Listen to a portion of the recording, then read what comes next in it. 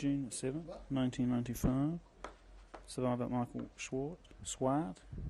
Interviewer Sharon Savdy. Sydney, Australia. Language English. This is tape 1. Today is the 7th of June 1995. My name is Sharon Savdy, S-A-V-D-I-E, and I'm going to be conducting an interview with Mr. Michael Swart, S-W-A-R-T. We are conducting the interview in English, and it is being held in Sydney, Australia. Can you please tell me your name? My name is Michael Swart. And can you spell that? Swart is spelled S-W-A-R-T. Right. And can you tell me your name at birth? My name at birth was Maya Swart, and Maya was spelled M-E-Y-E-R. And what date were you born? 27th of April 1926. And how old are you now? 69. And whereabouts were you born? In Amsterdam, Holland. Mm-hmm. Can you describe for me your family, your members of your family? I had my mother and my father, of course, and I had two brothers. One was 7 years older than I was, and the other was 14 years older than I was. My eldest brother's name was Joseph, and my other brother's name was Samuel. Can you describe your family life for me? It was a very close-knit family. We were living in a flat in Amsterdam. We were poor, but not terribly poor. We still had some luxuries of life for those days, like radio and those type of things. And my mother had a lady to help her in the house once or twice a week, I can't remember. She had an afflictions as a child. She had polio, and consequently she walked with a very bad limp and had orthopedic shoes, and one arm was almost paralyzed and disformed. My father he was a fishmonger, which entailed, in his case, he had a cart where he sold herrings and other types of fish to the general public. My other brother, my youngest brother, was a bread baker, and my oldest brother was a tailor, who had his own business by the time the war broke out. Were they all living at home? Yes.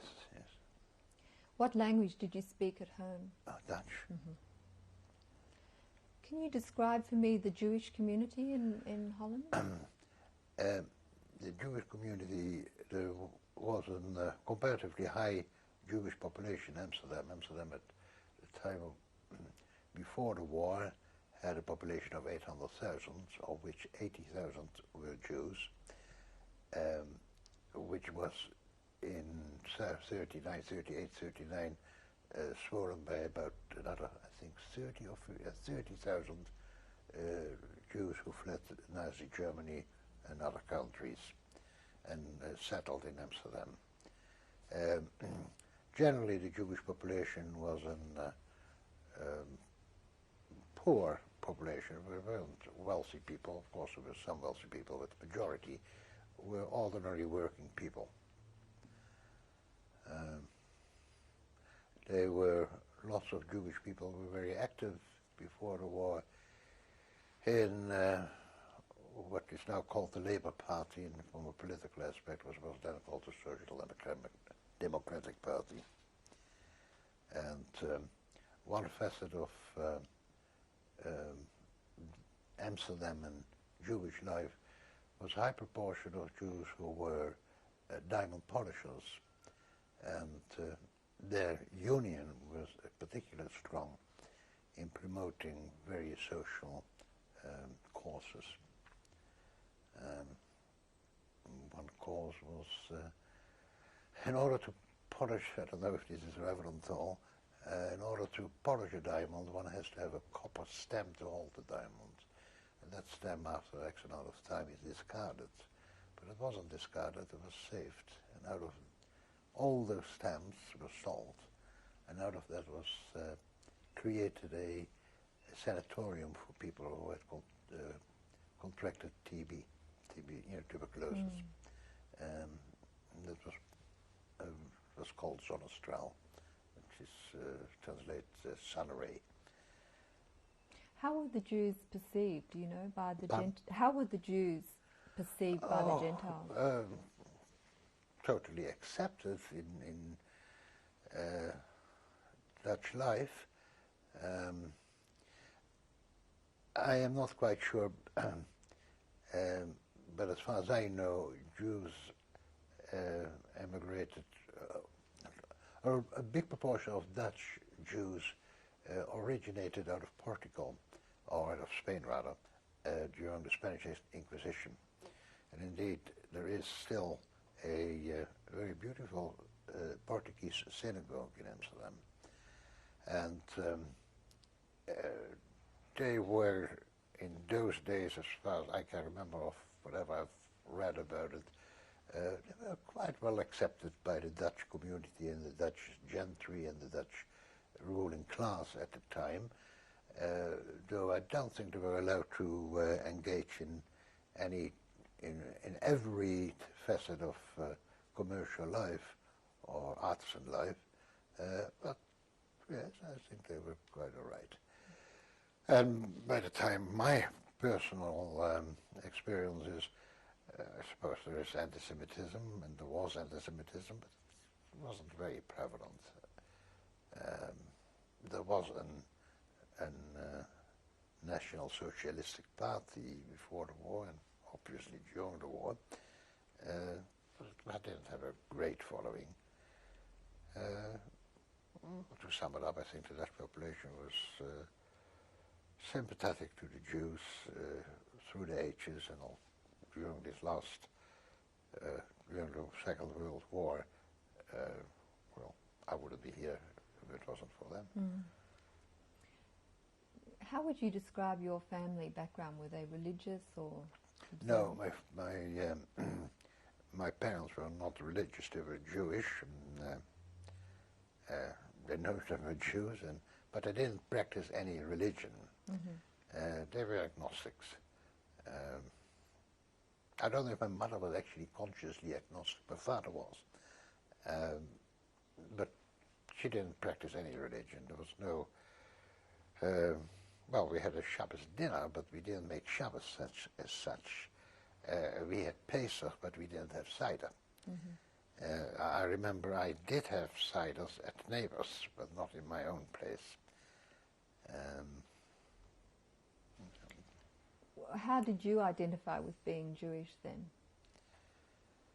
How do I identify with being Jewish? Well, I knew I was Jewish, and I went, even though my parents were not religious, I did attend Cheder. So I was taught Jewish history, I was taught Hebrew. I did not do my bar mitzvah, but I think that my parents consciously didn't let me do a bar mitzvah, not from a religious point of view, but from a safety point of view, because by then the threat of Nazi Germany was a very real one. And I think, I don't know, but I think that was the reason why they decided not to have my bar mitzvah. Can you describe for me the area that you lived in Amsterdam? I was born in the center of Amsterdam, which was a predominantly Jewish area. What I say, I mean, the majority of people there were Jewish. I went to school not far from there as a boy. We moved from there to the eastern part of Amsterdam, which was also, it was like an update. It was a better area, it was a better unit, but it was still, it was mainly Jewish there. And during the war, this became part of the ghetto.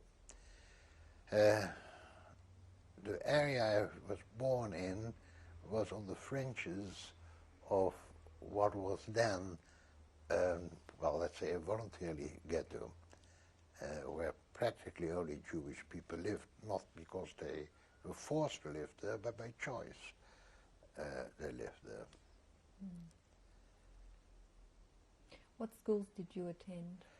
I attended primary school for 6 years and then went, well, there's no equivalent here, there was another year, an additional year of education, the 7th year, and after that I attended technical college, where I was taught as an apprentice tailor. And was your family a particularly large family? Yes, my father had was of 10 brothers and sisters, and my mother was of 11 brothers and sisters. On my father's side, well, they all perished. They all perished. On my mother's side, quite a few left Holland before the war and settled in Australia. About six of them settled in Australia. One lived during the war in Indonesia, the Dutch Netherlands, India, now known as Indonesia.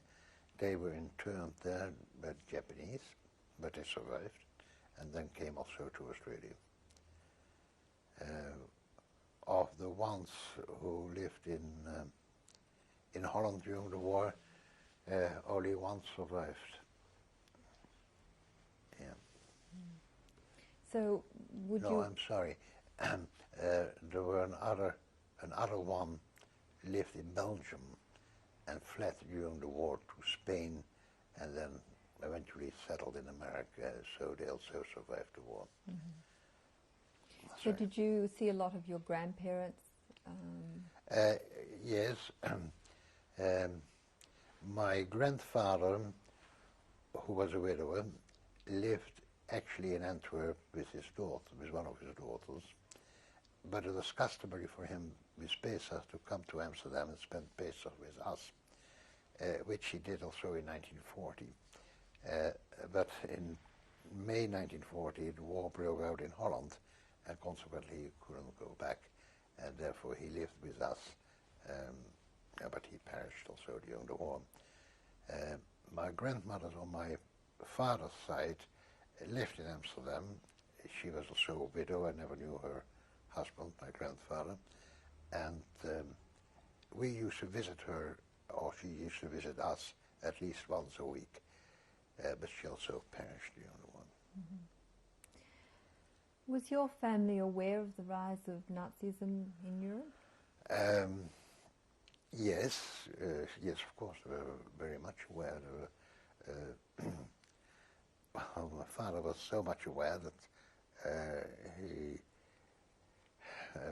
he wanted but didn't, because he was certainly talked out of it by my mother and maybe some other people. I was very young.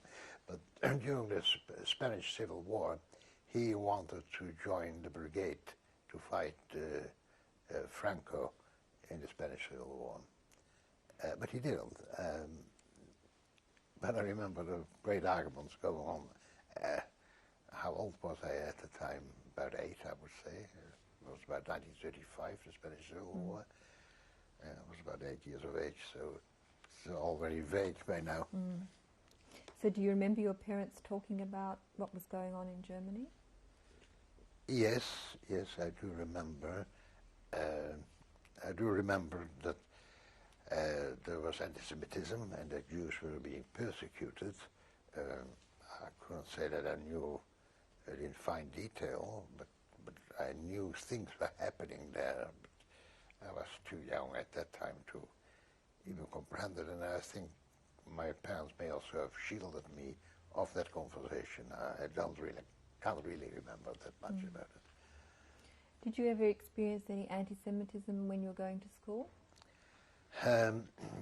No, the only anti-Semitism I ever experienced personally was already during the war. It must have been fairly early, because I was on a tram, and so consequently I was still allowed on a tram, so it must have been before 1942, where a couple of boys started yelling, "You blousy Jew," or "bloody Jew," or words to that effect. But that was really the only open anti-Semitism I ever experienced in Holland. Or for that matter, well, I experienced a similar incident once in Australia. Do you remember, or were you aware of Kristallnacht in November 38? I don't think I was aware. I don't know. I mean, I'm aware of it now, obviously, and I don't really know if I was aware of Kristallnacht or not. I don't know. I can't remember. So there weren't any similar actions in Holland? No. I mean, any organized anti-Semitic action only took place after 1940, certainly not before the Germans gave in. There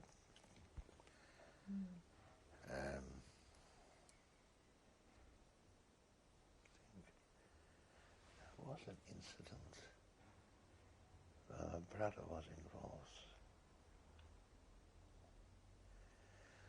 Can't remember. I vaguely remember something that there was a fight, an organized provocation in a well-known Amsterdam restaurant, and my oldest brother was involved. But it's so vague that I can't really remember too much about it. So before the problem started in Holland, you would describe your family as a close-knit, happy. Yes. And for all that, how one can describe a close-knit Jewish family, even though they weren't religious, but a very warm and very feeling family, and very family who took every facet of their members to heart and got interested in it.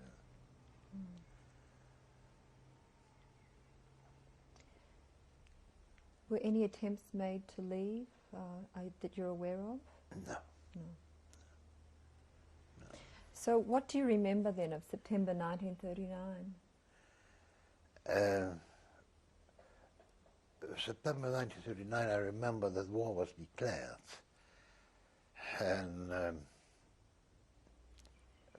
great sadness and a great fear somehow settled on the family.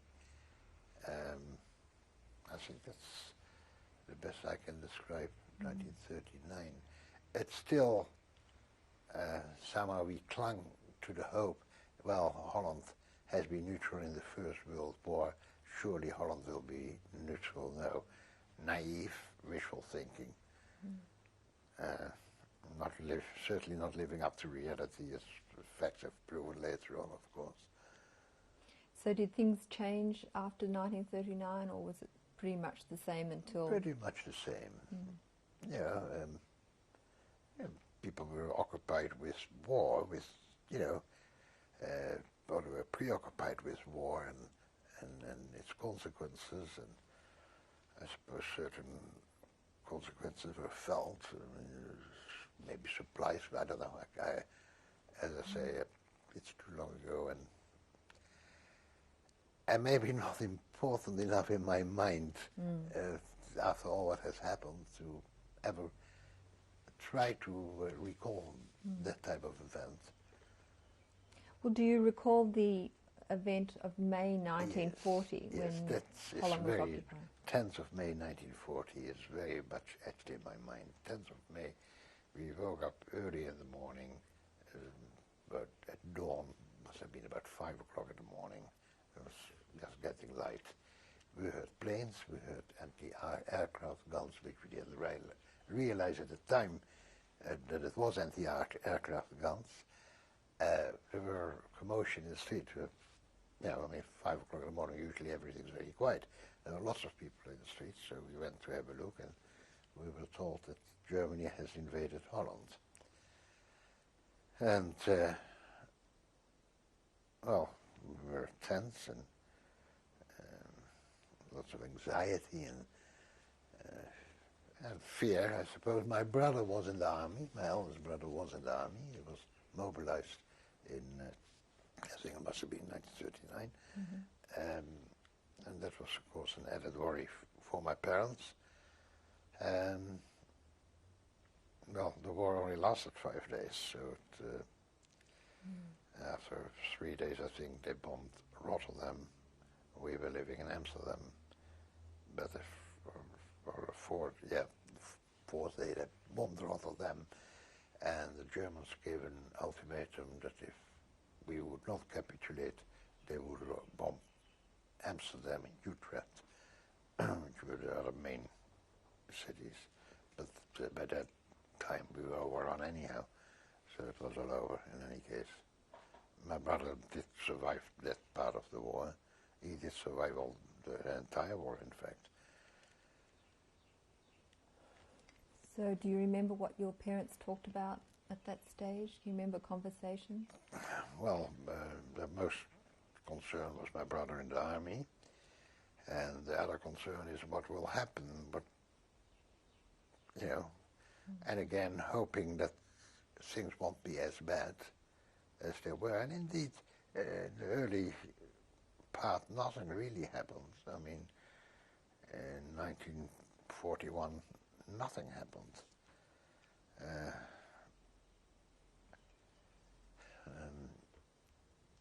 The first significant thing what was happened, well, I think I recall this right, I'm not 100% sure. The Germans made a raid in the Jewish quarter, which was not their Jewish, was not an imposed Jewish quarter, it was, and arrest X amount of Jews. In protest, the Dutch, the Amsterdam population got on strike. Transport workers were on strike, the harbour workers were on strike, the sanitary workers were on strike. It was a total strike. Trams were thrown over, and this was in protest of the arrest of the Jews. So here we can see an aspect of Dutch non-Jewish life trying to help. It was a lost cause. German tanks were invoked and broke the strike, and I think a number of people were picked up and shot as retaliation. Today there is a monument of a wharf laborer which is placed opposite what was the Big Shoal, and it's now a museum in Amsterdam to commemorate this uprising or strike or whatever you want to call it. How old would you have been then? I was then 14. Were you still able to go to school? Yes, I still went to school then, though probably remember. I did go to school for a certain length of time.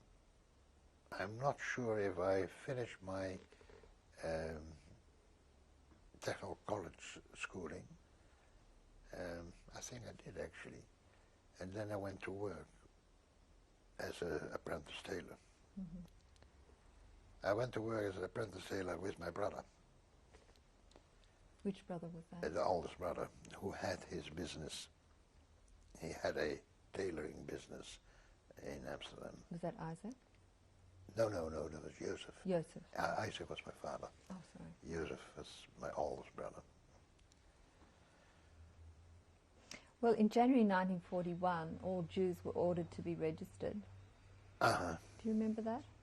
Yeah, well, I remember that. I don't remember the date, but I do remember that they all had to be registered. I would probably be registered. I'm quite sure we were registered. And you were forced to wear a star? A star, yes. Do you remember that? Oh yes, yes, very clearly. How did you feel about that? Well, accepted. I mean, I don't know if I had any feeling about it or... look, there were so many... there were so many fears that wearing a star or not wearing a star didn't really matter. I mean, the only overriding thing was to stay alive and to stay together with the family. That was the only thing, and if we had to wear a star, so all right, we had to wear a star, there's nothing I could do about it anyhow. And as my family at that time was still intact, was no reason not to. I mean, in hindsight, maybe there was every reason not to. Did the anti-Jewish laws affect your family in any way? Yes, the anti-Jewish law affected everybody. I mean, you weren't allowed to go on the tram yet, to go inside. You weren't allowed to go to pictures or swimming pools or bathhouses or, well, all public events were close to you, and there were some arrangements made for Jews to go to certain things. In other words, there's no transport, but shops, you weren't allowed to shop, but certain hours were set aside for Jews could shop, and certain shops were set aside where only Jews could shop. So certainly, there's a name for those laws. I can't think of it. Was it the Nuremberg law? No, it was the Nuremberg law. Well, they were imposed, and of course they affected everybody. I mean. And was your family affected directly, like your father's business at all? I can't remember. I can't remember. I can't remember when my father stopped doing business. And I don't know if he ever did stop doing business. I can't remember that.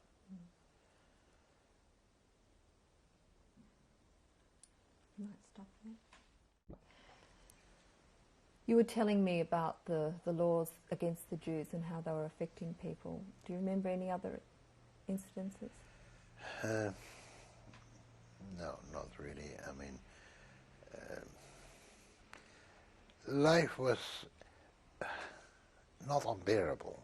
I mean, because as long as people were not physically affected, one could take. So food was scarce, so it was difficult to get food, so it was difficult. So you did not have entertainment, so you had to walk instead of going by train. One accept that what one can't accept is when your family get torn apart, which of course did happen. But no, I mean, it was not all right. It was very inconvenient, it was very harsh, and you felt very persecuted and discriminated. But you accepted it because you knew that there was so many other things going on at the same time, which was much worse. I mean, the war itself, I mean, soldiers fighting, killing each other, which was a much worse thing than you not being able to go by tram to a swimming pool. It was really minute compared to the hardship other people were going through. Did you have news of other parts of Germany? For instance, did you know about the concentration camps being set up? No, I didn't know anything about that. How was the ghetto set up in Holland, in Amsterdam?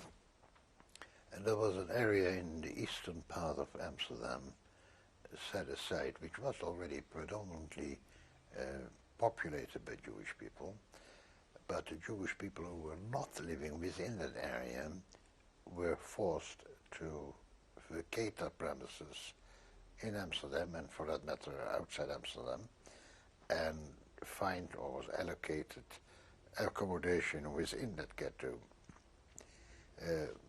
I would say it meant in some cases people having to share accommodation, and in other cases people were given a place to live, a unit or some form of accommodation. It was not that the accommodation was bad, or it was just that you felt enclosed and therefore more vulnerable to whatever action the Germans were going to take. And you knew what was going to happen. You knew that eventually you were going to... I'm not sure if Jews were already deported before the ghetto or not, I can't remember. But if that was not so, then you knew by the very action of having to live in a confined area, there must have been a reason for that, and you sensed that then. So that's how it affected, well, that I think how it affected me personally, and I would say is how it affected most people. Was the ghetto fenced and guarded? There were barriers, I think. I can't really remember. I think there were barriers at certain... It wasn't fenced, but at certain streets I think there were some barriers and some I think. I can't remember. And were you able to move in and out, or was there a curfew? Well, there was a curfew. You had to be off the street altogether. I mean, for that matter, everybody in Amsterdam had to be off the street, but I think the Jews had to be earlier off the street.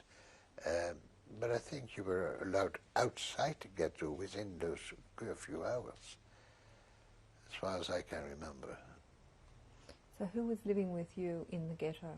My parents and my brother had married. My brother had actually married before in 1939. Which brother? The older one. And my parents and my other brother was living with me, but my other brother also got married. Now, that must have been during the war, because he also had 2 children, but they also perished, and his wife also perished. It's an awful word, perished, actually. That's what really happened. So can you describe the life in the ghetto? Well, as far as I'm personally concerned, it wasn't much different than before, because I was there anyhow. So it was not that I had to adapt to another place or another street or other people around me. We were there, so it didn't really make any physical difference other than the feeling of now being entrapped, maybe. I mean, that I think is the big difference. Were you working, or? Yes, I was working, yes. Whereabouts? In Amsterdam, so I must have been able to move out, because obviously the place of my work was not there. So I don't know how long it lasted. My brother, who had that business, went underground very early in the path. So, I mean, then my business, that was finished. Now, I can't remember what it was, but I know that he was one of the first people to go underground. And he asked my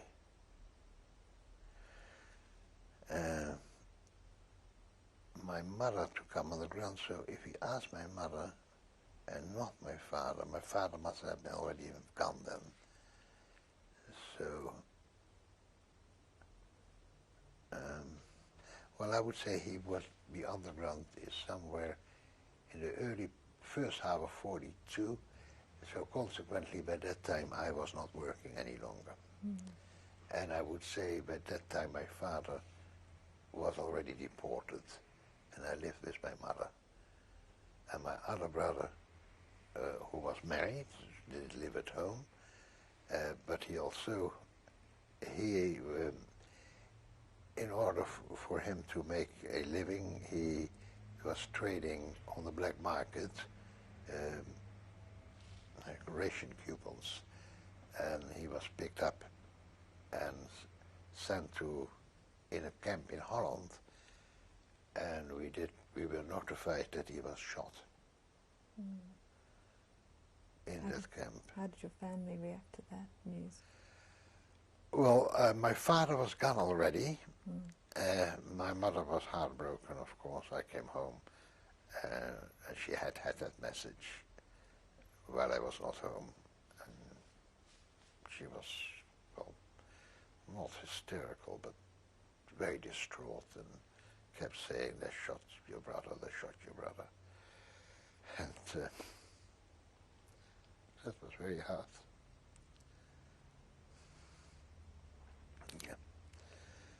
Yeah. My father, as I mentioned, was earlier gone. I again wasn't home when that happened.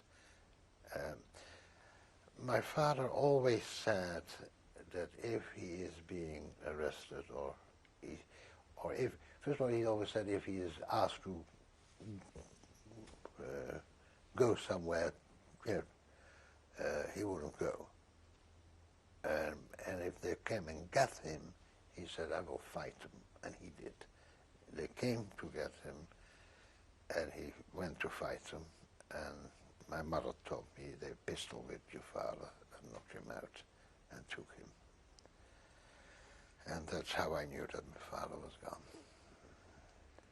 And but he resisted them, and it made me still today feel good that he resisted them. After all those years, you still can't come to terms with it somehow. Right. How did your mother cope with that as well? Well, she didn't really. How do you cope with it?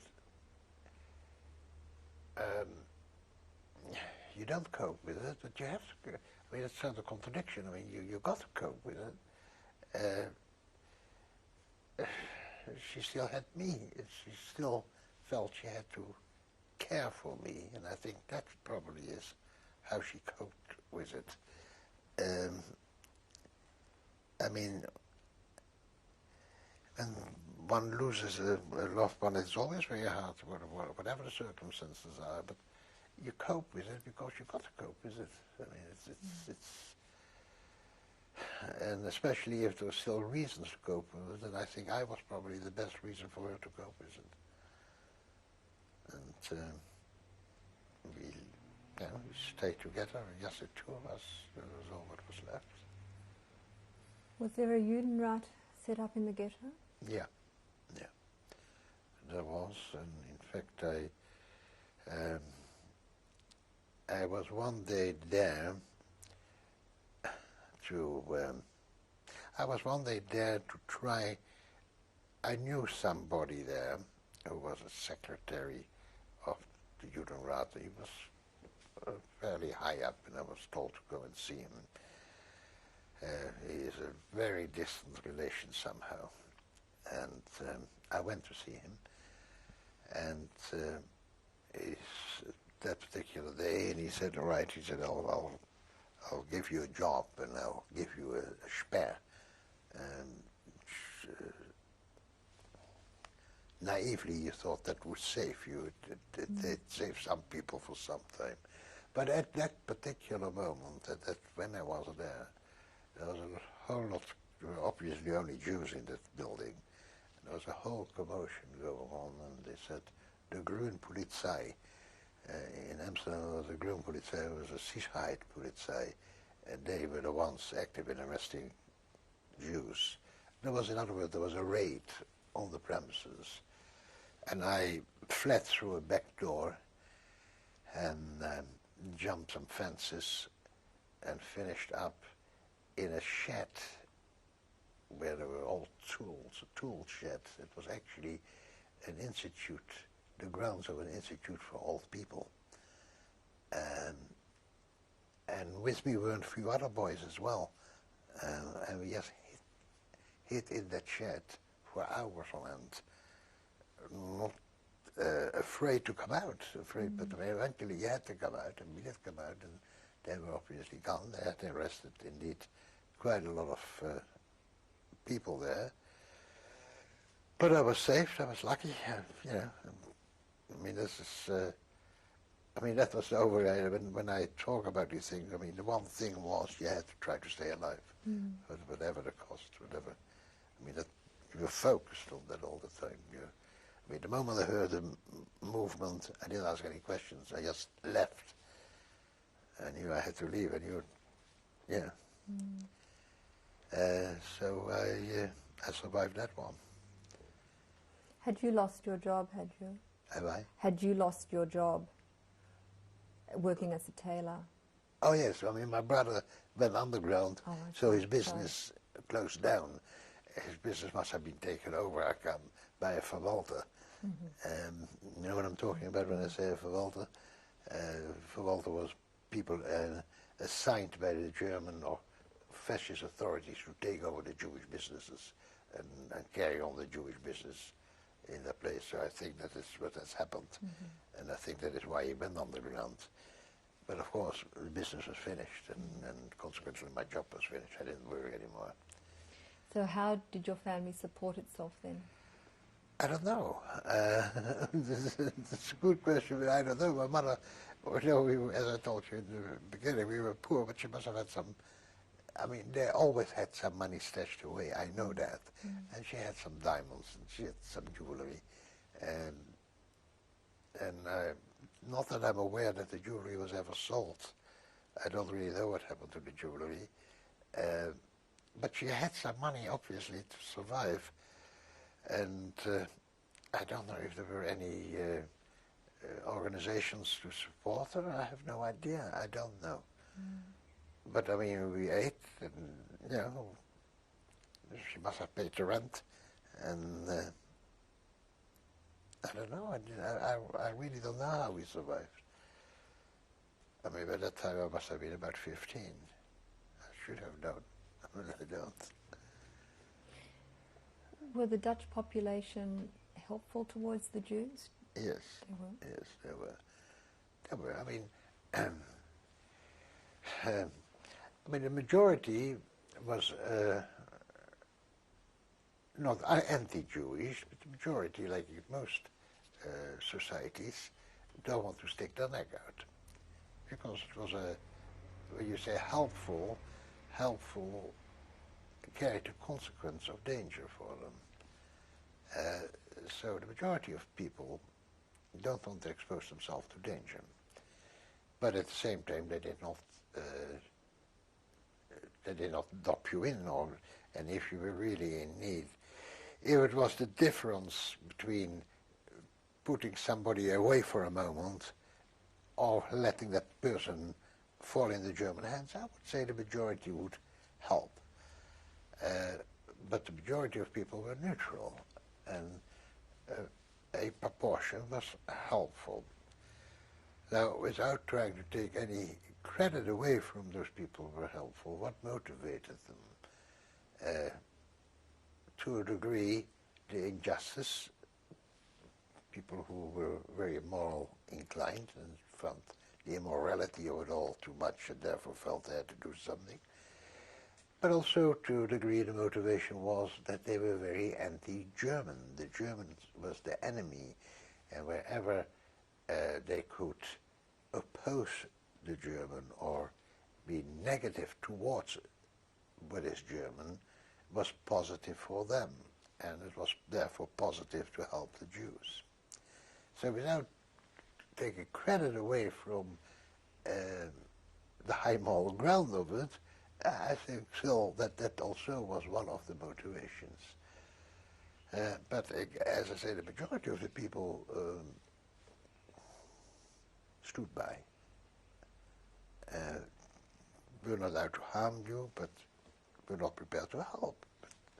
Because there was an absolute life danger involved. And I would say there would be, in every society, in every nationality, in every religion, the majority of the people would think, well, it is a bit too hot to handle. Do you remember the deportations that started? When the deportation started? Do you remember when they started? I think it was in 42. How were they organised? They were, there were various ways they were doing it. They started by sending out notices that one has to go to certain places to be interviewed, and that was the end. They were then, there was a theater in Amsterdam, which was a central point, where all the people were brought together. From there, the deportation went to Westerbork, which was a camp in the northwestern part of Holland. And from there, they were deported further into Poland, into the final destination. And the other one was raids, just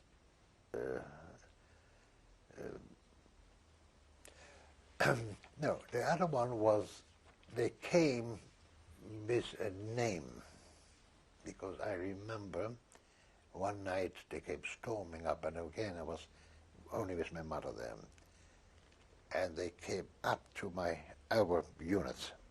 We were living on the first floor, and I can still hear the boots on the steps, and they asked us, I can't remember the name, so-and-so live here? No. And they left. They didn't take us. They were looking for particular people. And that was another form. So there was, you got a notice, you had to go, or they had a notice to serve on you and they took you, and then also they just took you by random. In the end, they just went by random, and anybody with a star was just taken. And in fact, I myself, there was one, no, that wasn't, no, I'm sorry, I'm confusing things, no. So that's how I can remember the deportations. Did the Judenrat have anything to do with the names of people? I don't think so. I don't think they supplied the names, or I don't think they were instrumental in any of the deportations.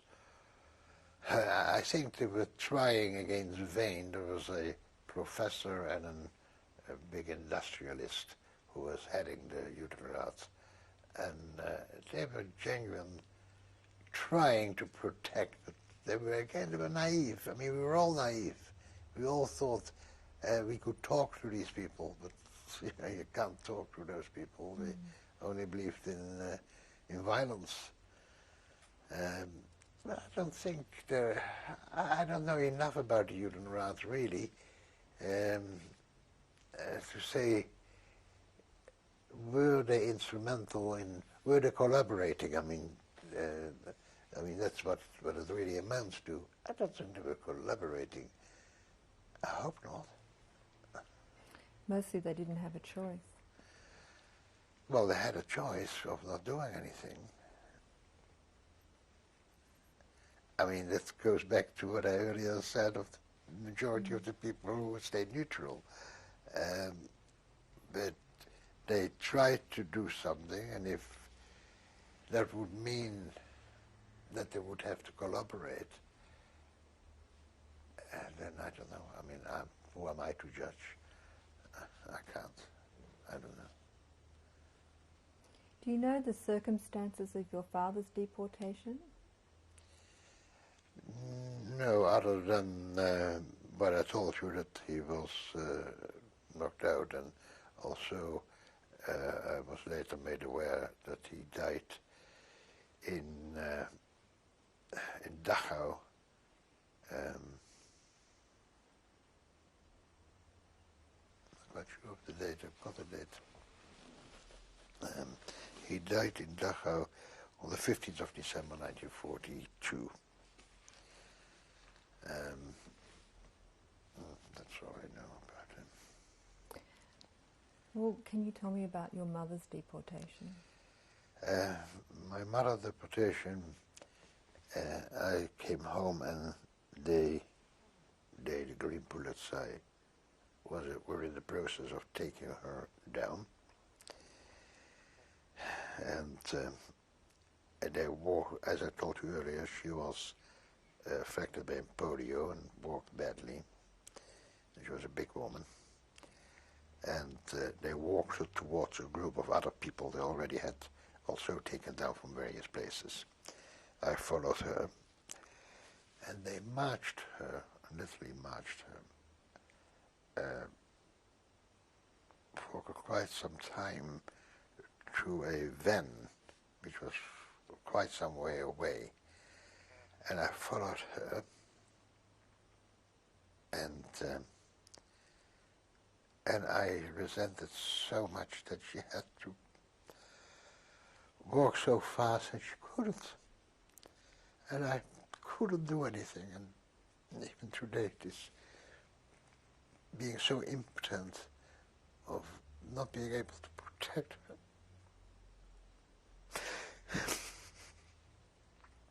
Makes me still makes me still so wild. I can still see her looking at me. It's the last time that she went into the truck. And that's the last I've seen and known or heard from her.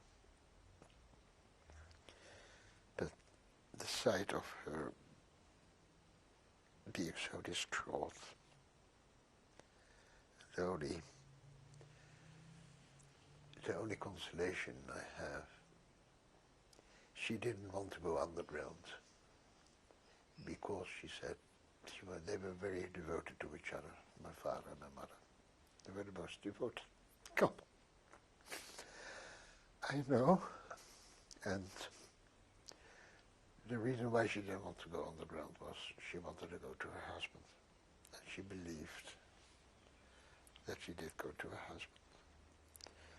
And that's the only consolation I have, that at least between the time she was picked up and the time she perished, she thought she was going to see her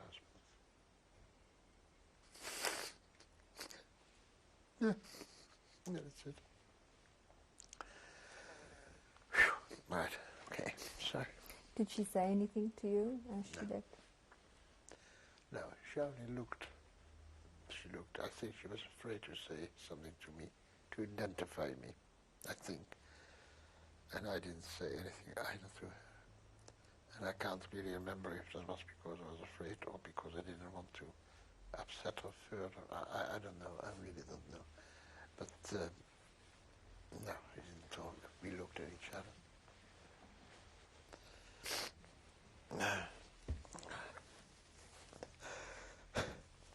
Right, okay. I have a sip of water after this. Another thing she I never talked about. Never told my children this. I don't think I ever told my wife. I don't know. I don't think so.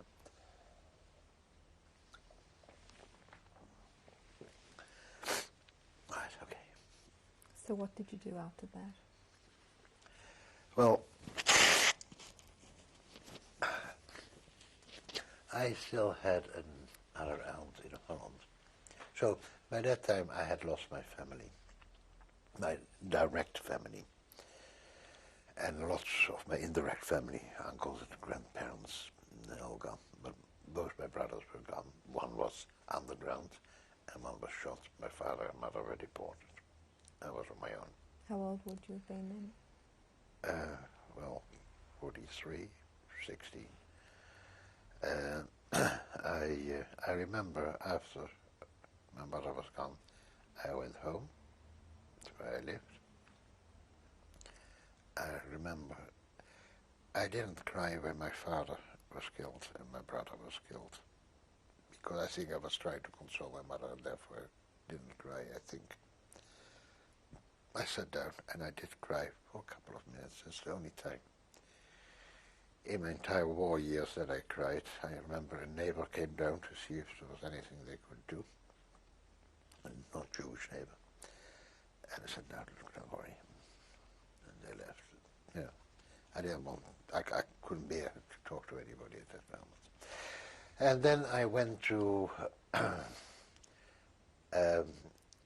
I had an aunt and her two children, two young children, still alive. It was a sister-in-law of my mother's side, and I went to live with them for a while. But then they were caught up. Now, I had another uncle, a brother of my late father, who was married to a non-Jewish lady, who always said to me, whenever you feel the time is that you want to go underground, you come and see me. Because he was comparatively safe, being married to a non-Jewish wife and having two daughters himself. So I did, and that's where I started living underground.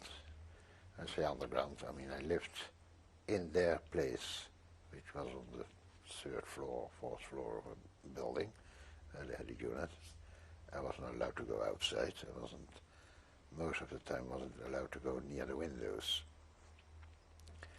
And he had connections with the underground, with the resistance. And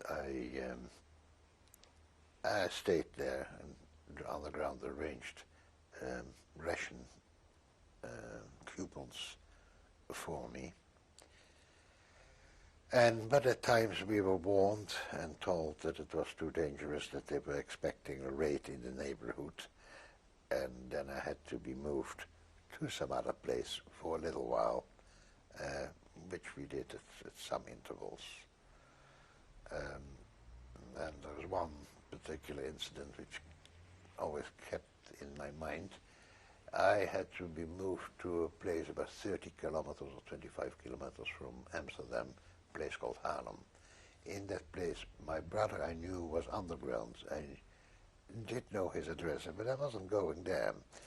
The arrangements were that I was going to take the last train, it wasn't a train, but let's call it a train, to Haarlem, because it was in the summertime and it was a little late light, and it was very risky for me to be seen. And I went, and the arrangements were that I was to be met by somebody on the other end who I knew. I knew the person who was going to meet me, and he was going to take me to wherever. Well, when I arrived there, I couldn't find him. And there was also a curfew at 10 o'clock, for the general population. By that time it was getting really dark, and it was, of course, everywhere blacked out. Now I knew the address of my brother, so that was the only place. I couldn't stay in the street, because if I stayed in the street I would be arrested and finished.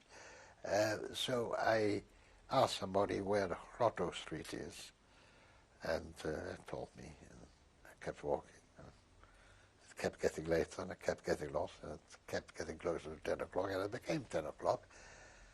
And I was close by, and I knew I had to go another street, another whatever, and I was eventually in the street. It was after 10 o'clock, and by that time I was in a leather of perspiration and a nervous wreck. The one thing I didn't know is where to start. It was number 14. So I didn't, as you could not distinguish anything, it was pitch dark, I had a 25% chance. I started counting on one side of the street, hoping it would be the even side, and I counted 7 numbers, so 2, 4, etc., until I came to number 14, where I rang the bell, and fortune was with me. It was the place where my brother was underground. The lights went on, and the door opened, and I was grabbed and dragged inside, and the lights went out. And I was there to great relief of not only me, but also of them, because they didn't know who was ringing the bell at that hour.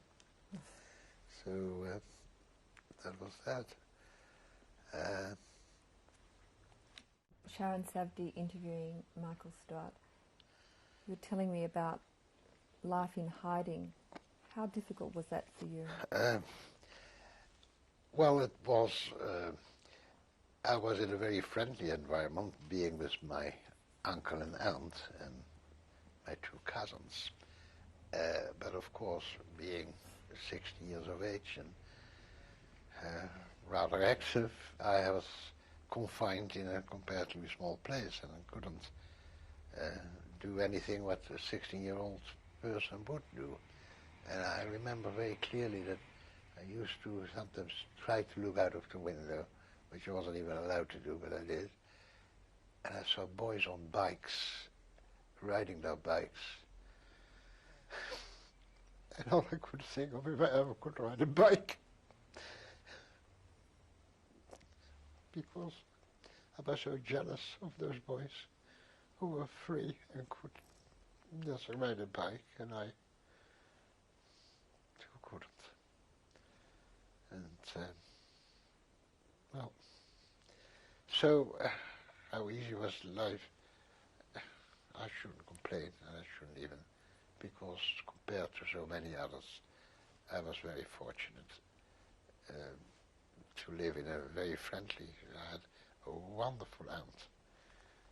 My aunt only just died about a couple of months ago at the age of 90, who was the most wonderful person, who was like a mother to me.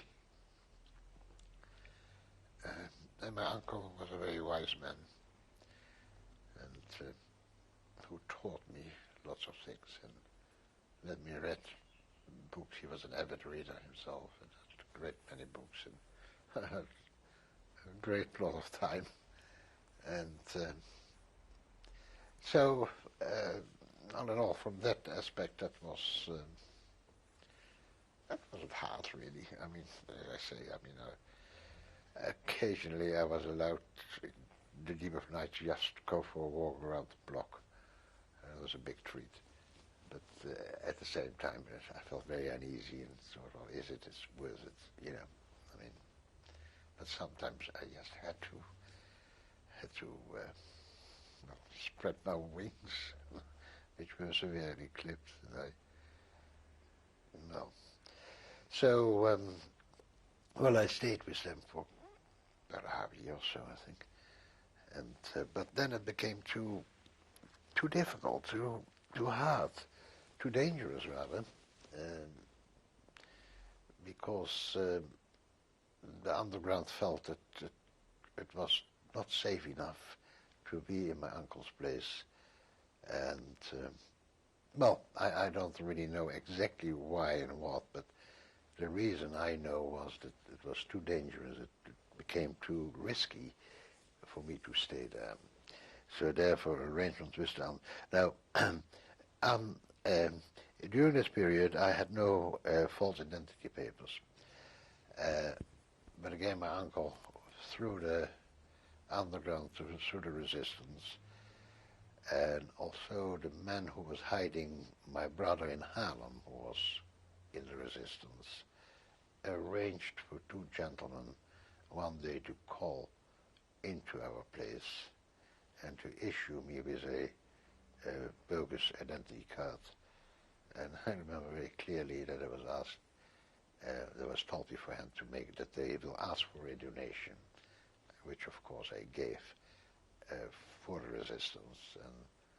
And somehow I found it very poignant that they accepted my donation and said, "We thank you in the name of Her Majesty Queen Wilhelmina of the Netherlands."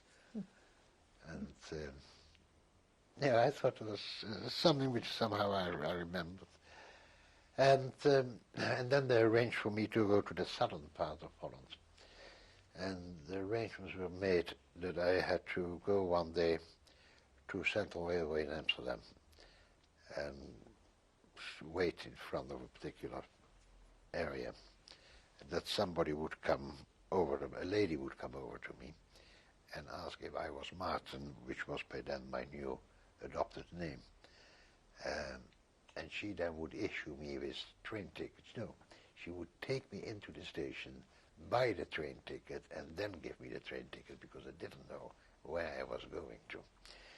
And that's exactly what happened, actually. And I was, they gave me ticket, and It proved to be a small village in the southern part of Holland, and in order to get there, I had to board a train. And this train was like an electric train you see here today as well. You know, was, benches and people sitting, say, 80 people, 60 people in a wagon. And I had a newspaper where I hit my face for the duration of the journey. But I had to break the journey about halfway, where I had to change trains in order to go to this place. And when I changed train, I came in an old steam train, where the seating was in compartments of about 8 or 10 people. Now, the southern part of Holland, where this train was going to, is predominantly Catholic. And when I opened the door to get in, they somehow sensed that I was on the run. And they hauled me, literally hauled me in and said, now take it easy, you're right now, you don't have to worry anymore, it's okay, you can relax. In other words, they realized I was on the run, and they were all on the right side, and wanted me to reassure me, not have to worry anymore. And indeed, I didn't worry. I chatted with them and felt quite at ease with them, even though it could have been a trap actually, but it sounded too genuine. I mean, they were typical Dutch, good people. And then when I arrived there, I was met again by somebody off the underground there, who then took me to my final destination, which was a tailor. And I had to work there as a tailor. The man needed somebody for his business, and I needed somewhere, to hang out. And the only thing, I wasn't really on the ground there anymore. Somehow, I walked around in this village. I never really got into hiding. When I say never, not never. There were moments where I did get in hiding there, which I will relate. But generally speaking, I just was one of the community there. There was a young couple. They had 2 children, and he worked as a tailor, and he did lots of repair jobs. There were quite a few German soldiers came through or stayed there and had repair jobs done. That's how he supported his family and me. Now,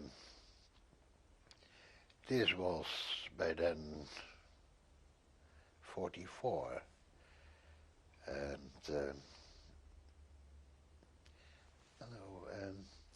I think I came there after D-Day.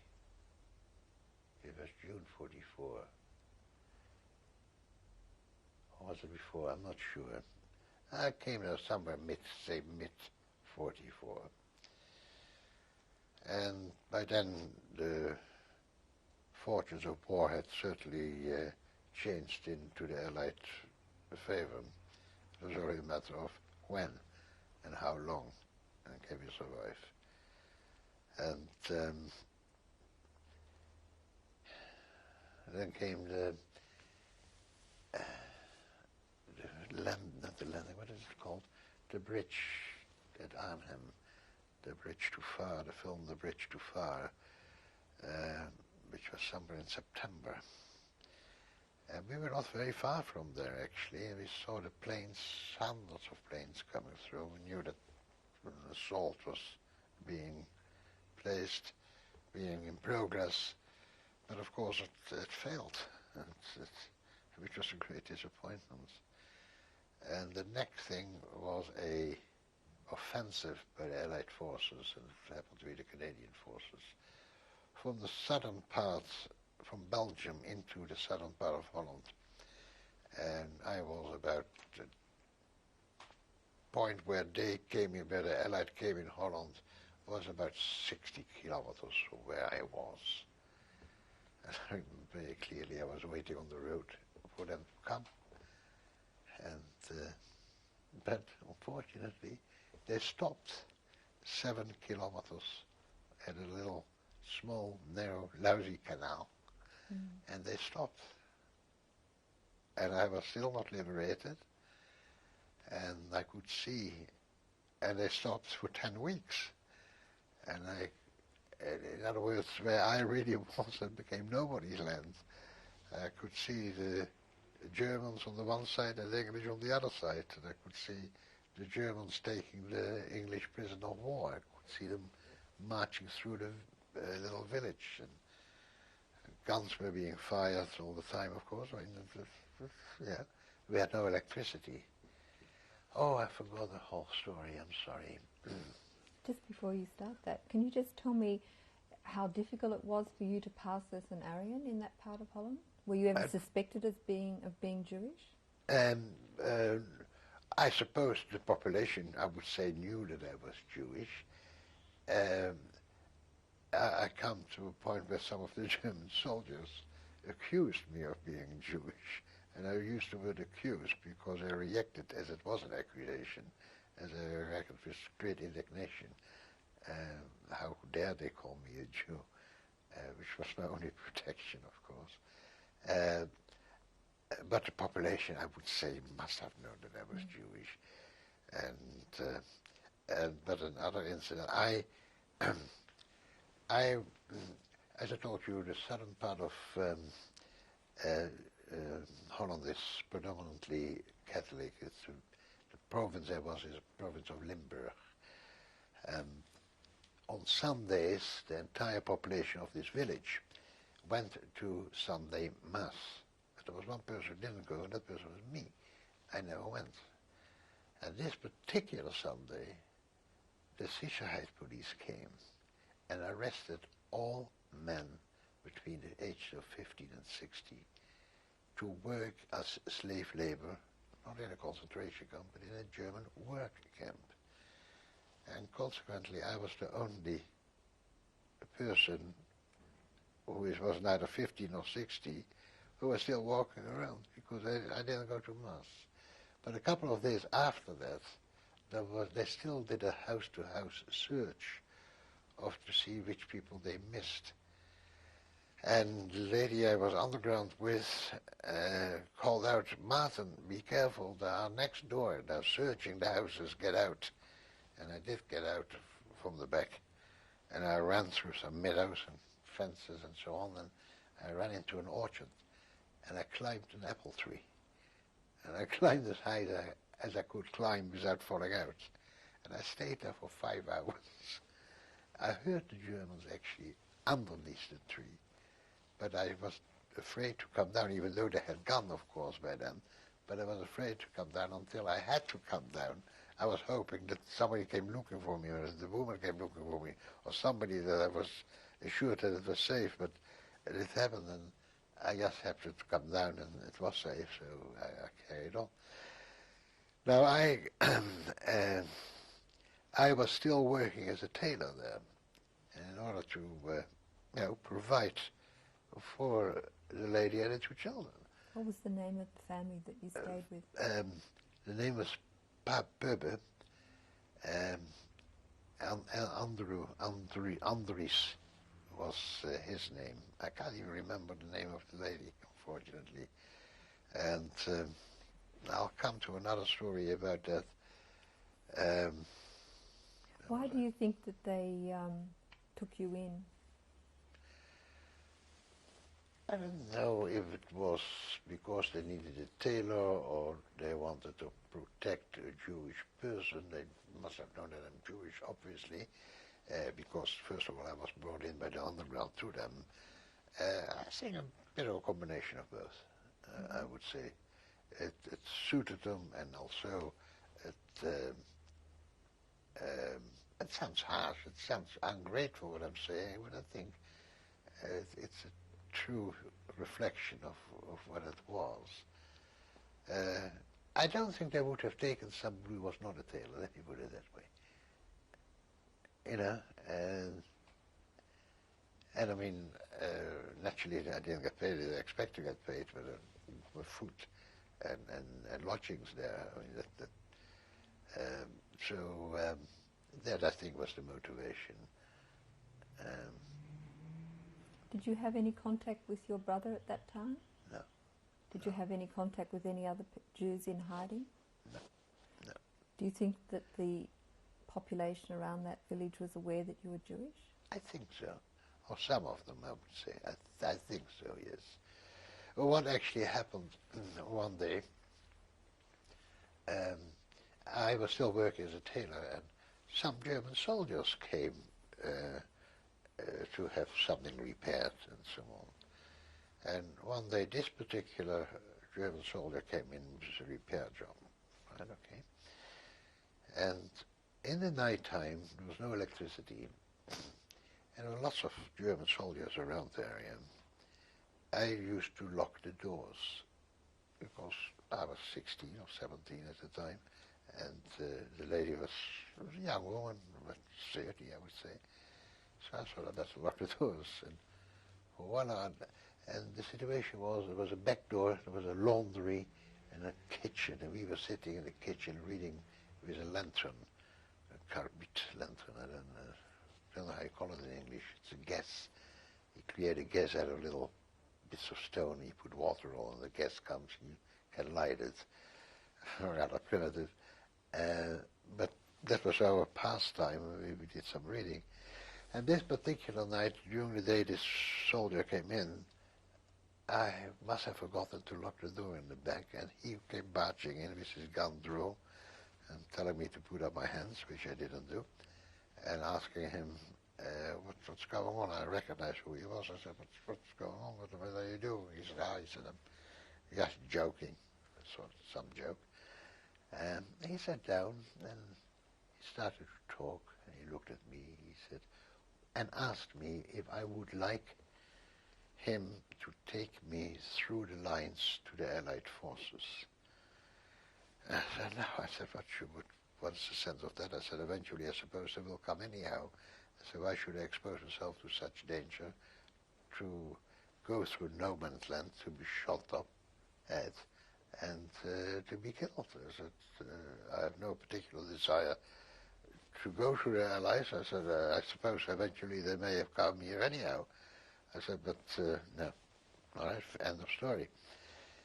After the liberation, which was not long after this incident, a neighbor came over to me and asked me, did ever a German soldier offer you to go to the Allied lines? I said, well, as a matter of fact, yes. He said, you could have gone. He was not a German, he was a Czech, and he was in the resistance, and he was, his father actually got killed in the concentration camps. But I still till this day don't understand that he scared the daylight out of me first and then asked me to go to the lines. It didn't make sense somehow. It was not the way I think I would approach it. Sorry, but it was one of those interesting stories which happened during the war. How did you learn of the Allied landing in France? The Allied landing. And D-Day, you mean? We had a radio. We listened to the BBC, which was of course highly illegal. My uncle, at that time I was, I must have left my uncle after D-Day, because I remember listening to the radio, because we listened to every news bulletin on the radio, which was highly illegal. It was highly dangerous, but I mean, he was one of those, as I told you, he was a man who, well, he was connected with the resistance anyhow. So you would have still been in Amsterdam then, yes. and you went to live with the Gentile family after that? After that, yes. Right. Yes, that was in June, so I think in about July I must have left Amsterdam to go there. Have I forgotten anything? No, I don't think I have. I suppose I have, but I can't remember them all anyhow.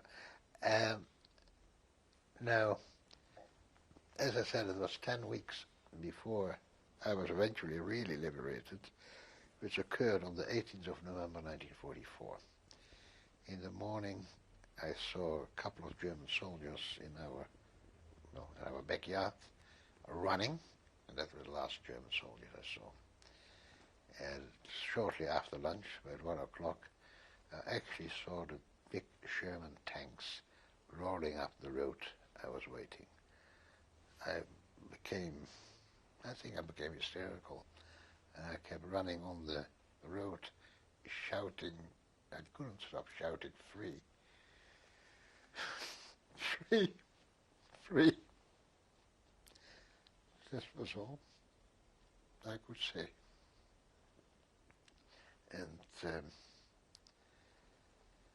And then I joined the army. Do you remember what the Canadians said to you? I don't remember anymore what the hell said. Oh, wait on, I do remember. There was a Jewish boy. There was in the army, one boy took me by the arm and dragged me out. And they set up camp in our backyards. They set up headquarters in our backyards. And one boy dragged me into somewhere in tent or open spot, I can't remember. I said, meet him, because he was Jewish too. He was a Jewish boy, and he embraced me. And I said, I want to join. He said, how? I said, forget it, leave it. I said, no, I want to join. Well, he had to. The next morning, they went on. I never saw them again. But, you know, I remember he must have felt fantastic, actually, when I come to think of it, because that was the best job he could do. He actually liberated me, a Jewish boy. So, I mean, he must remember that. It's funny, I never thought of that. So anyhow, I was determined, because that has been in my mind, well, I don't suppose right through the war, but certainly in the latter part when I started to grow up a bit further. I was about 18 by then, and the only thing I wanted to fight them. I wanted to revenge. It was not from an idealistic point of view or a principle point of view. It was I just wanted revenge for what they have done to us, and I did. I went. I wanted to join there and then, and of course that was not quite possible. They sent me to a place called Eindhoven, where there was a office, and where I actually joined, and then they sent me from there. They sent me to France for one day, and we went back. I was joined by some other Dutch boys then, who had escaped during the war to Switzerland. And the moment they got a chance, they also wanted to do exactly the same thing. And they came, and then we were sent to France and then back to Belgium, where we were trained just outside Antwerp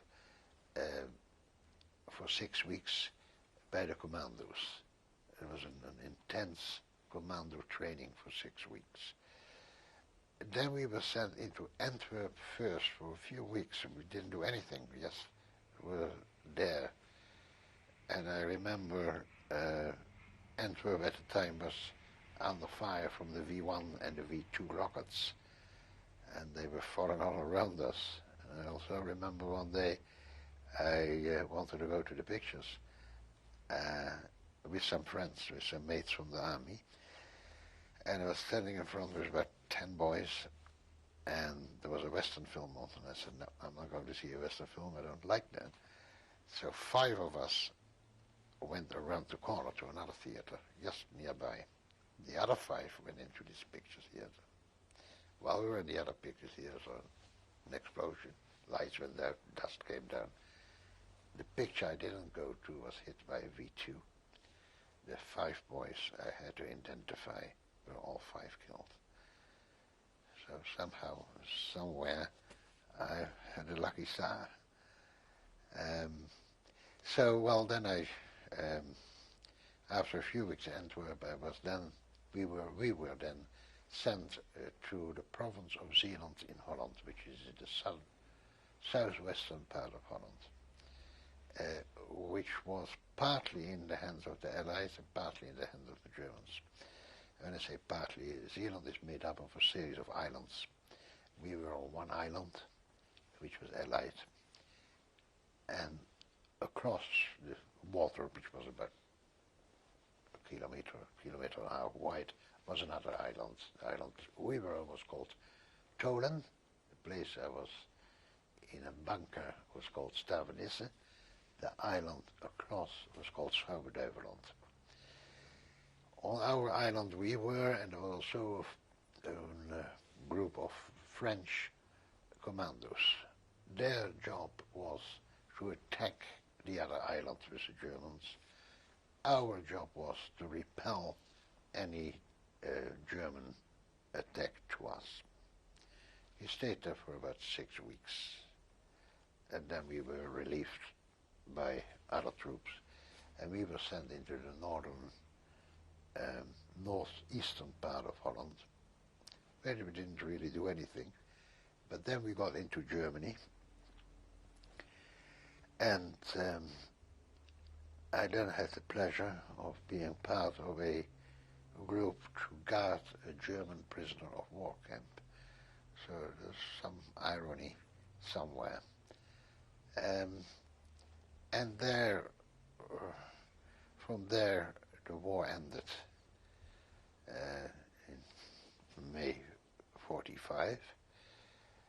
And we, when I say we, the boys in our group who resided in Amsterdam and also the boys who resided in Rotterdam were allowed 48-hour leave to check out what happened to our families, because during that period, so prior to the period, there was a hunger winter in Holland, and Dutch people perished from hunger, and we were allowed to go there for 48 hours, and we took with us a truck and filled the truck with food.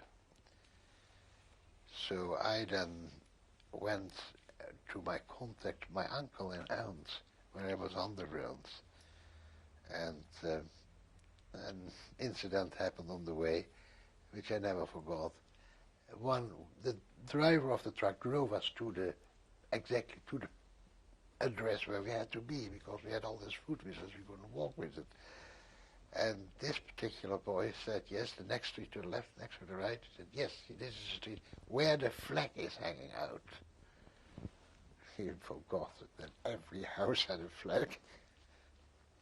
But he could only see one flag, his flag. And then we went on, and I was to where I had to go, and my cousins were outside and saw me, and of course hugged me. I went upstairs to their mother and father and said, Michael, or Martin, or Meyer, as I was, but my real name is back. So I came home and then asked what happened to my brother. Where's my brother? My older brother was 14 years older. Oh, they said, he's around the corner, he's there. So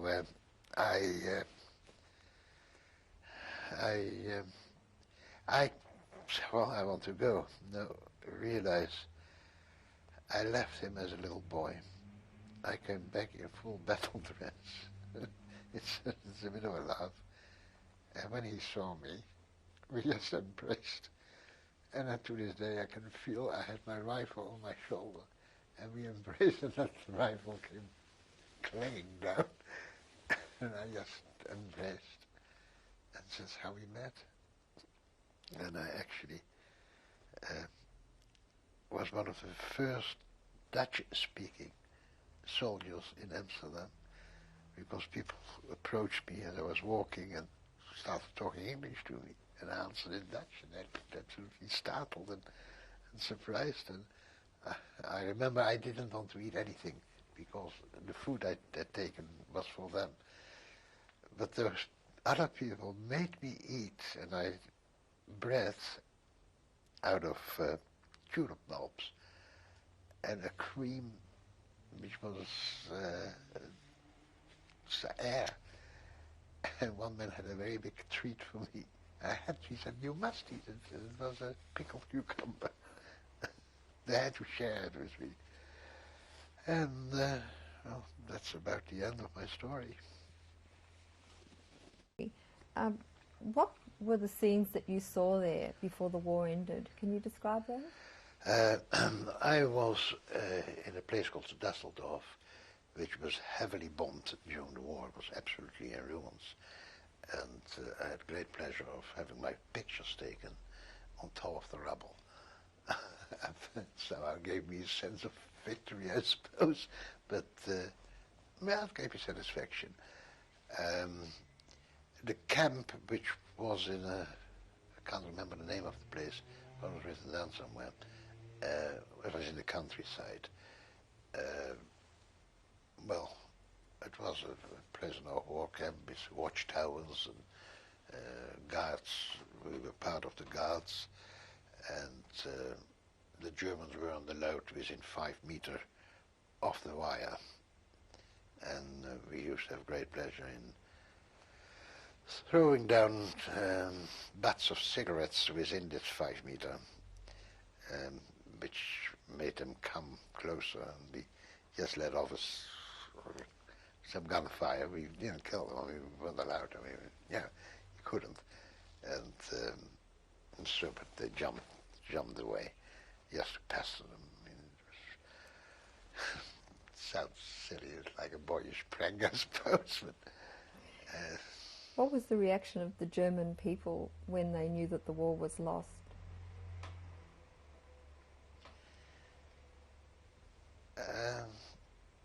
We didn't talk to them. I couldn't bring myself to talk to them, really. And I don't think I ever talked to them.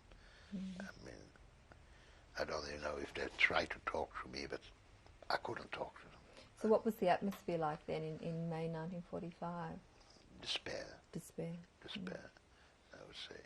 I know we went, oh yes, I do know, so we did talk to them. A couple of us went one day to a farm and acted if we were going to take the whole farm over.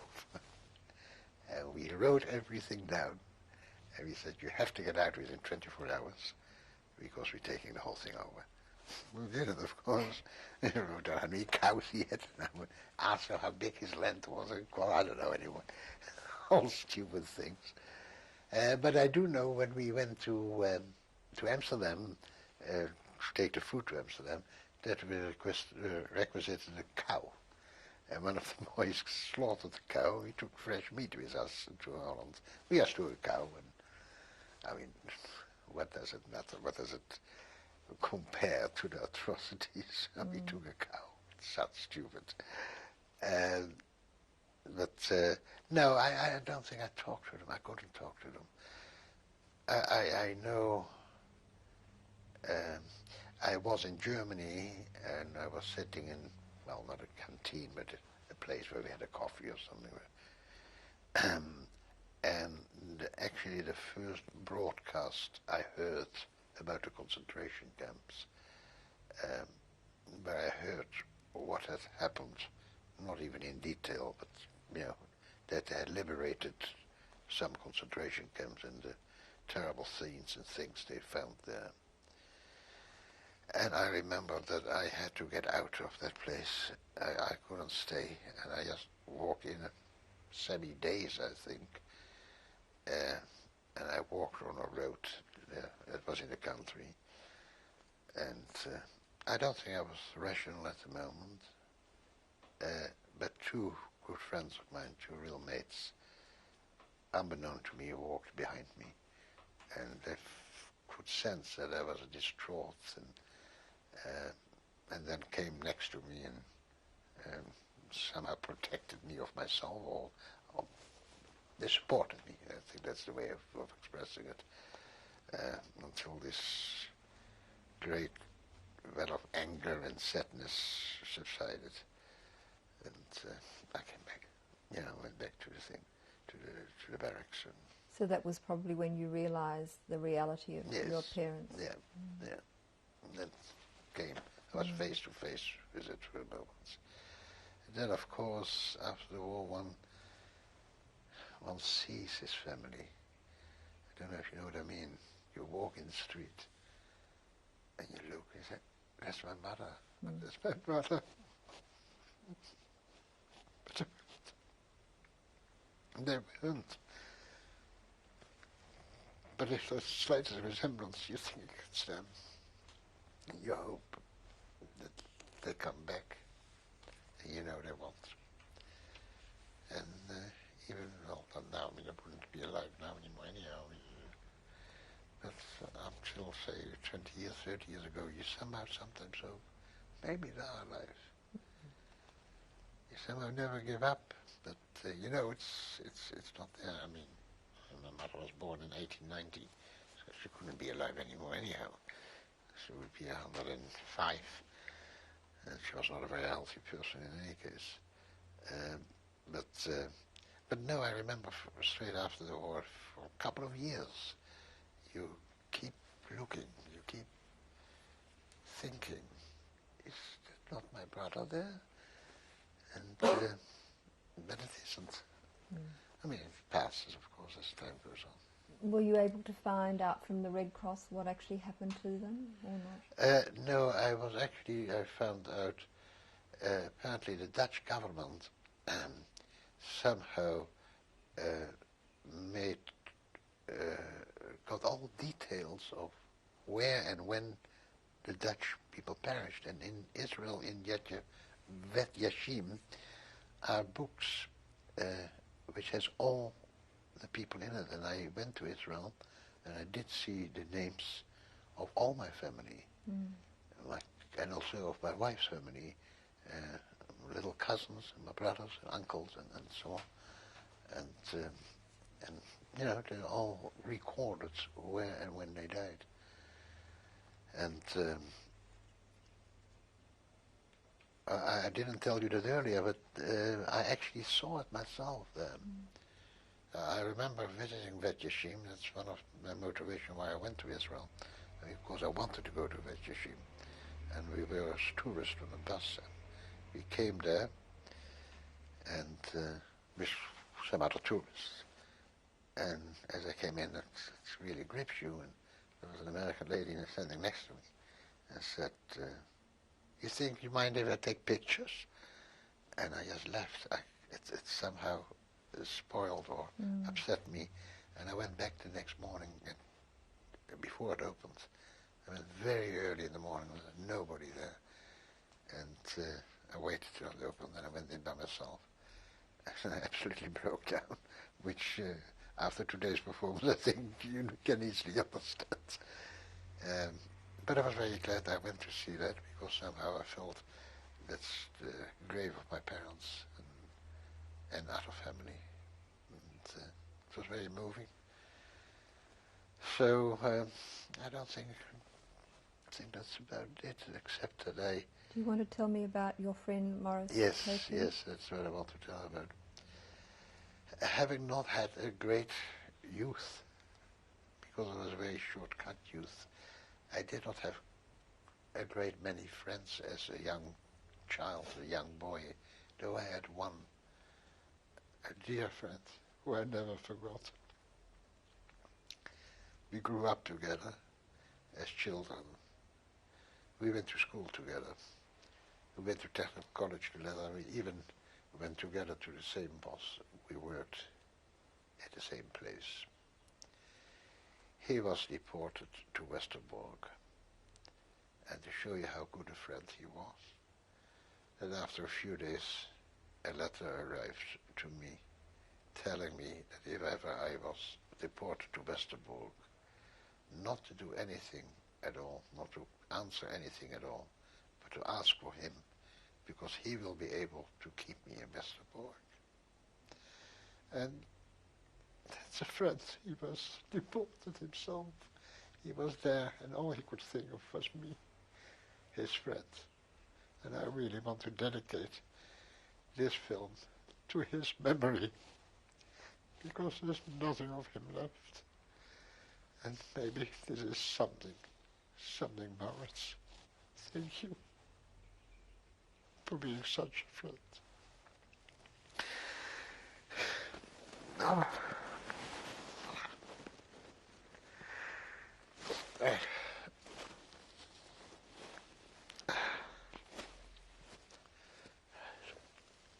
That's it.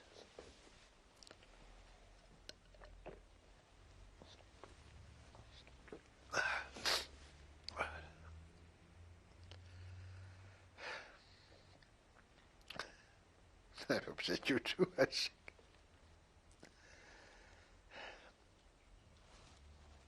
But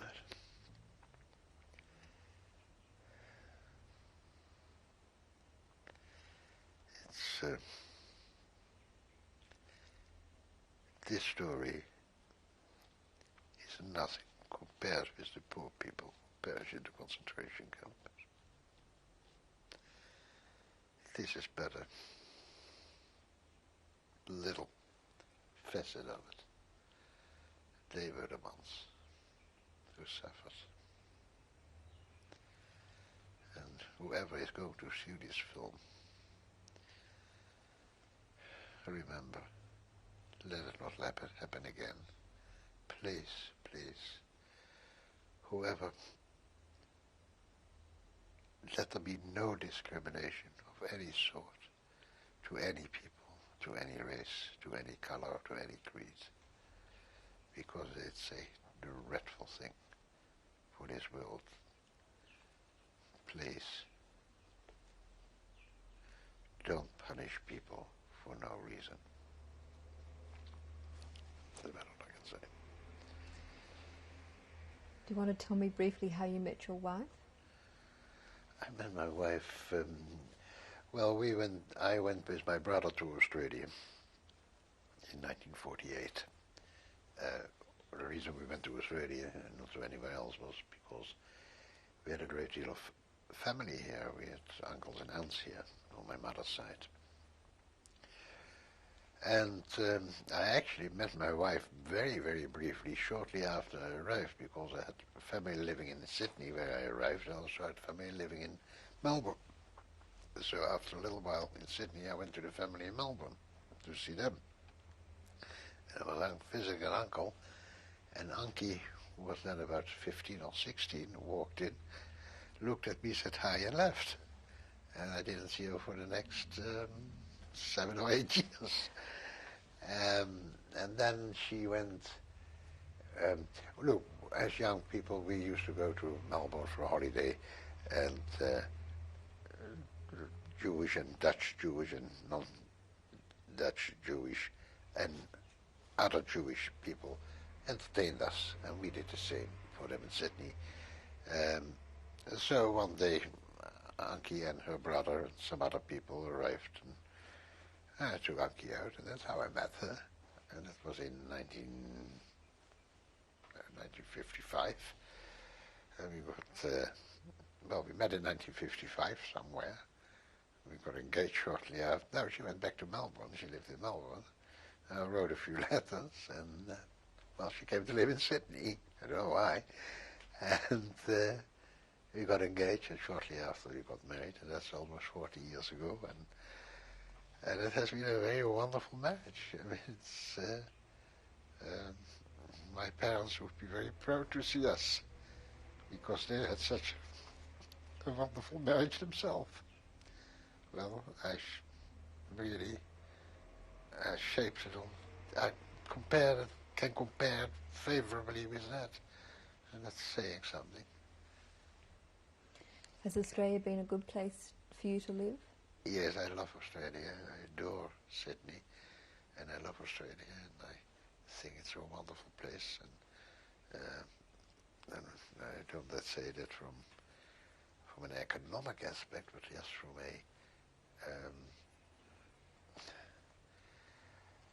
the peace which pervades this country. I think that's most important. Compared to many other places in the world, the peace and the relaxed attitude of living in Australia is something which is hard to beat. And I think that's why I love Australia. I am very proud of Sydney. I love Sydney, and I love to show Sydney to people. My greatest pleasure is to, when I have overseas visitors, to take them out. I'm tireless to show them. Do you think about the times that you went through very often?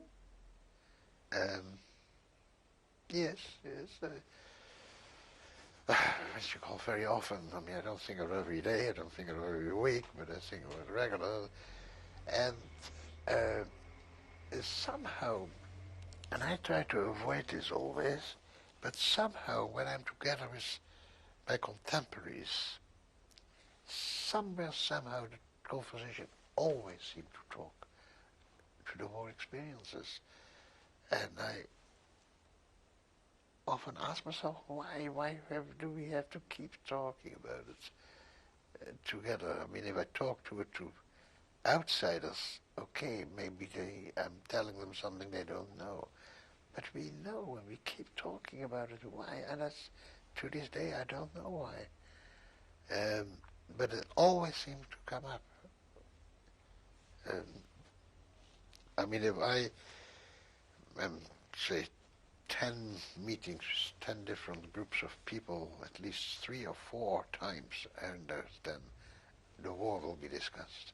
I suppose it is such an enormity. It has to come out all the time. And do you think that the experiences you went through affected the way you brought up your children? Yes, yes. I think the experiences I went through, I would have given everything not to have gone through it, but I think it has made my life, it has made me appreciate things much more than if I would not have gone through it. Now, how to measure that, I don't know, but I'm quite sure that I sometimes still just enjoy my garden, for instance. Enjoy being free, I don't say I always think of it, but there are moments, yes. And I would say, if I would sum it all up, if one could sum up his whole life, I think I have appreciated life more than if I would not have gone through it. But I wish it would never have happened. I wished that it would have been the other way around.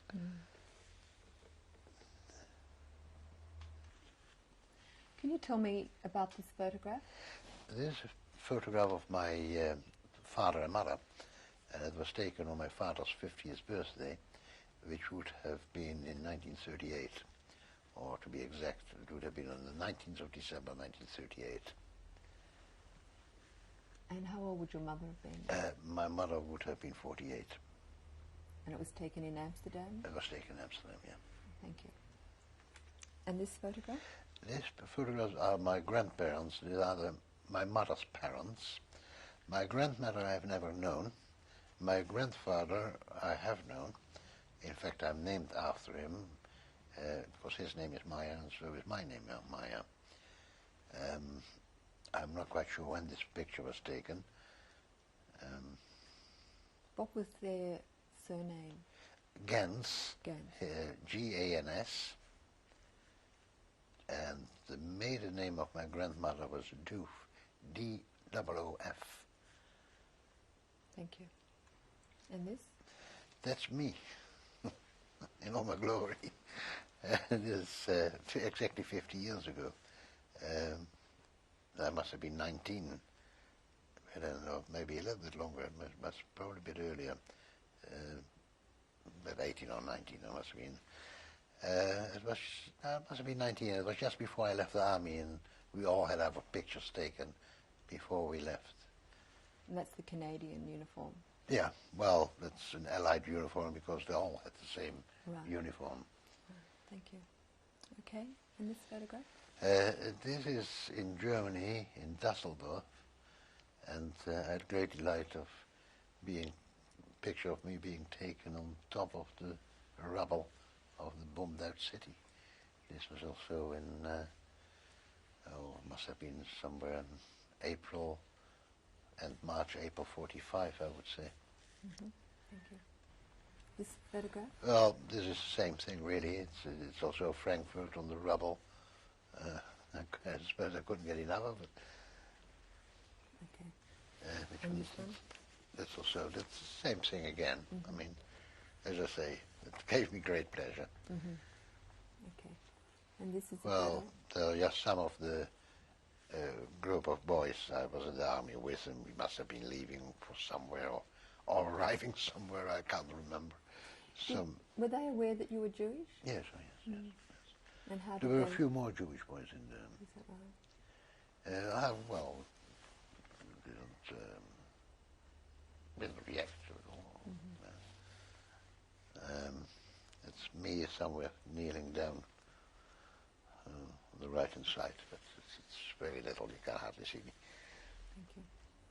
And who did this drawing? One of the boys did it for me.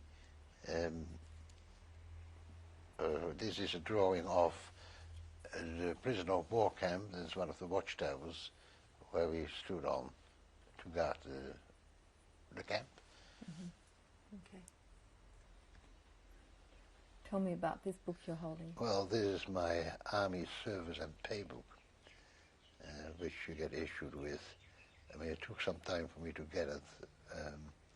I joined the Army, in November '44, but I think I got this somewhere in February '45, because things were not very regular, to say the least. I just kept these things as a souvenir. Okay. Okay. Can you please introduce me to your family? Well, this here is Ilana, which is the daughter of my daughter Elizabeth. That is Nicole, which is the daughter of Maxwell, my son and daughter-in-law Els. This is Alexander, which is the son of Maxwell and Els. And this is Gregory, which is the son of Elizabeth and Ian, who unfortunately is not here. And the lady sitting next to you? The lady sitting next to me happens to be my wife for the last 40 years. The grandmother An ex-girlfriend. She's an ex-girlfriend. We've heard your father's testimony today, and it's been a very amazing story, and I'd like to thank you very much for sharing that with us. What I'd like to ask you, is there any messages that you'd like to give your children and your grandchildren now? Well, children and grandchildren, I want you, first of all, the biggest object of life is to be happy. I mean, it's the most important thing. And also to teach your children that all people are equal in this world. And I think that's the biggest message I want to give to my children and grandchildren. I think this is directed to Maxwell and Libby. How do you think your parents' experiences affected the way you were brought up and your life?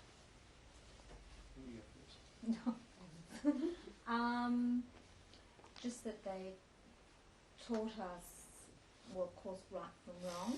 They also taught us, they gave us everything that they could, where they didn't have the opportunities, such as a great education, a wonderful home, a wonderful family life, and just to be happy, exactly what Dad said. Yes, I think that's very much the same for me, obviously, living in the same home, but in addition, to be aware of many of the injustices that still occur in modern, in today's society, 50 odd years after the war, and to be aware of that and to look at people and life with a very open mind. Were you aware of your parents being Holocaust survivors as you're growing up? Well, yes, of course, we were aware of that, but it was a subject that was never spoken about in the home, because obviously I think this whole documentary is testimony to the fact that it was never spoken about. And as a child, we obviously, well, certainly myself, had questions that occasionally I would bring up, but was met with a fairly stony silence, and ultimately you don't ask the questions anymore because it's too it obviously was too sensitive then, and probably still is very sensitive now. Libby? I didn't really, I mean, I knew my parents were in the Holocaust and they lost their parents, and occasionally things were mentioned, but I actually didn't really even, I don't think I really even asked much, because I didn't realise till I was older that what happened really in the Holocaust. Even at school, you didn't realise all the horrific things that did happen, and it's only in the past few years that I've really been aware of it and asked questions. Martin, is there anything you'd like to say about your wife? I'm sorry? Is there anything you'd like to say about your wife? Is there anything I have to say about my wife? Oh, God, that takes more than this film can take. She is wonderful. I think that sums it up. And I love her dearly. Thank you. Well, you obviously have a wonderful family, and I'd like to thank you very much for sharing this story with us. Is there anything else you'd like to say before we finish today? No, is there anything you want to say? No, I thank you all for taking this film and making it possible for the world maybe to see it one day. If it helps, which I think it probably could, it served a very good purpose. Thank you very much. Thank you. Thank you, Ken. Thank you Thank all you. who worked on this and for a great understanding you showed us. Thank you. Sometimes we were a bit difficult to handle, I think. Okay. Thank you.